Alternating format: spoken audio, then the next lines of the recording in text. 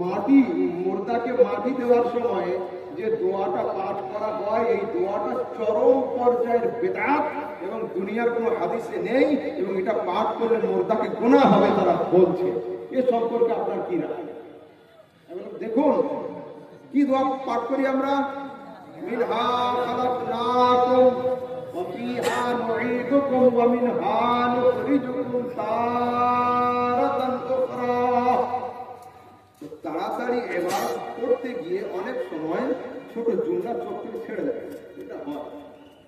কিন্তু এটা ছোট কোনো একটা শব্দ বা একটা বাক্য নয়, এত বড় জুমলা।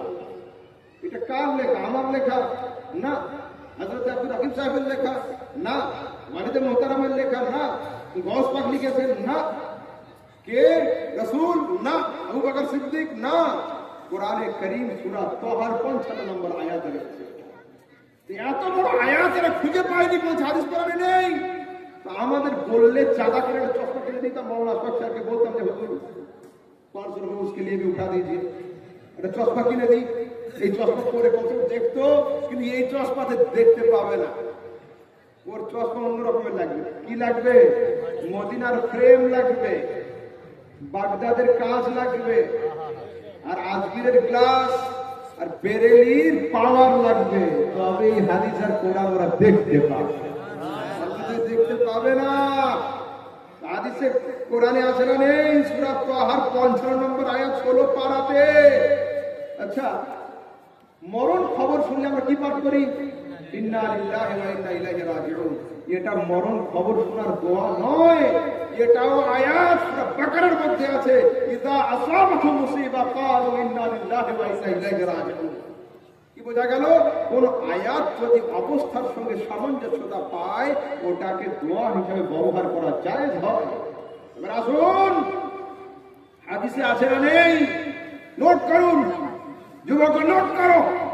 ইমাম নববী আল খুলাসার মধ্যে মুসনাদ আহমদ বিন হাম্বল 22187 নম্বর হাদিস, হযরত আসকালানী ইত্তিহাবুল মুহাররার মধ্যে এবং আত-তালখিসুল হাবীরের মধ্যে, বাইহাকী সুনানে কুবরার মধ্যে, আহলে হাদিসের পৃথিবীর বড় আলেম মাওলানা নাসিরউদ্দিন আলবানী আহকামুল জানাইজের মধ্যে, তারপরে ইমাম সানাআনী সুবুলুস সালামের মধ্যে, ইমাম হাকিম আল মুস্তাদরাকের মধ্যে, মাওলানা শওকানী নাইলুল আওতারের মধ্যে, ইবনুল মুলাক্কাল বদরুল মুনিরের মধ্যে, জিয়া মাকদিসি আস-সুনান আল আহকামের মধ্যে, আবু নুআইম হুলিয়াতুল আউলিয়া ওয়া মারিফাতুস সাহাবার মধ্যে হাদিসকে নকল করেছেন। হাদিসে আসছে আন আবি উমামা আল বাহিলি قال لما وضعت ام كلثوم بنت رسول الله, যেদিন নবীর মেয়ে উম্মে কুলসুম বিনতে রাসূলুল্লাহ ইন্তেকাল করলেন, কবরে যখন শোয়ানো হলো, قال রাসূলুল্লাহ সাল্লাল্লাহু আলাইহি ওয়াসাল্লাম মিনহা খালাকনাকুম ওয়া ফিহা নুঈদুকুম ওয়া মিনহা নুখরিজুকুম তারাতান উখরা। এতগুলো গ্রন্থের মধ্যে আছে, আসুক কেউ সামনে, যদি হাদিসের হাওয়ালাতে ওকে দাফন না করে দিই আমি, এতগুলো হাদিসের হাওয়ালা রয়েছে, কেউ দাফন করা হয়ে যাবে, মাটি লাগবে না, ওইগুলোর পাতা ছিঁড়লে কবর দেওয়া হয়ে যাবে। আর লাস্ট একটা হাওয়ালা পেশ করছি, লাস্ট ইবনে কাসির। তাফসীরে ইবনে কাসির হচ্ছে আহলে হাদিসের সবচেয়ে মুতাবার তাফসীর। তাফসীরে ইবনে কাসির আহলে হাদিসের সবচেয়ে বড় তাফসীর এবং সবচেয়ে মুতাবার গ্রহণযোগ্য। এই তাফসীরের 5ম খণ্ডে সূরা তাহার 155 নম্বর আয়াত খুলুন, সেখানে আছে যে একটা মাইয়াতকে রাসূলের কাছে হাজির করা হলো, জানাজার পরে কবরে নামানো হলো। রাসূল কি করতে? আখাযা কাবদাতান ওয়া ক্বালা মিনহা খালাকনাকুম সুম্মা আখাযা কাবদাতান তানিয়া। রাসূল সাল্লাল্লাহু আলাইহি ওয়াসাল্লাম দ্বিতীয় ধরলেন, মাটি দিয়ে পরেরটা পড়লেন এবং দ্বিতীয় কবজায় মাটি নিয়ে তিনি ওয়া ফিহা নুঈদুকুম ওয়া মিনহা নুখরিজুকুম তারাতান উখরা পড়ে মাটি দিলেন।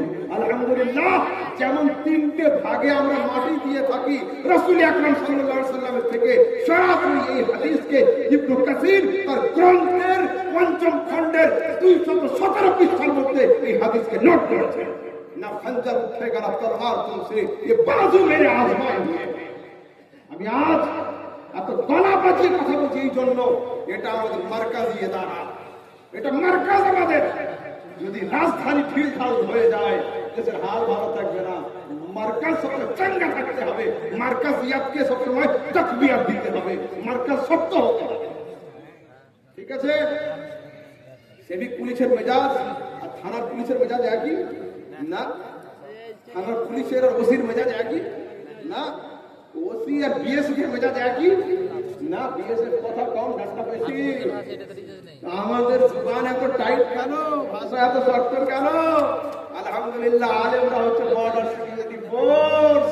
এরা আহলে সুন্নাতের বর্ডার লাইনে থাকে, সেই জন্য আমাদের একটু শক্ত কথা হয়। বর্ডারের বিএসএফ যত শক্ত থাকবে, মজবুত থাকবে, দেশ তত সুরক্ষিত থাকবে। আহলে সুন্নাতের আলেমরা যত মজবুত থাকবে, তত হাক আর বাতিলের মধ্যে পার্থক্য হয়ে থাকবে। সেই জন্য আমরা সব সময়ের জন্য মজবুত হয়ে থাকি, মাসলাকে আলা হযরতের উপর দাঁড়িয়ে থাকি। এবার আমরা 3 বার নবী দিয়ে থাকি। এই কথা ফিকহের কিতাবে আছে না নেই? আল জাওহারাতুন নাইয়ারা এবং আল ফাতাওয়া আল হিন্দিয়া, এর মধ্যে সরাসরি 3 বার 3 কবজাতে মাটি দেওয়া কথা লেখা রয়েছে।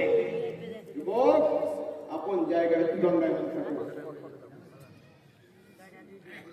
হ্যাঁ, সূরা তাহর 55 নম্বর আয়াত। ঠিক আছে, এবার দরুদ শরীফ। আল্লাহুম্মা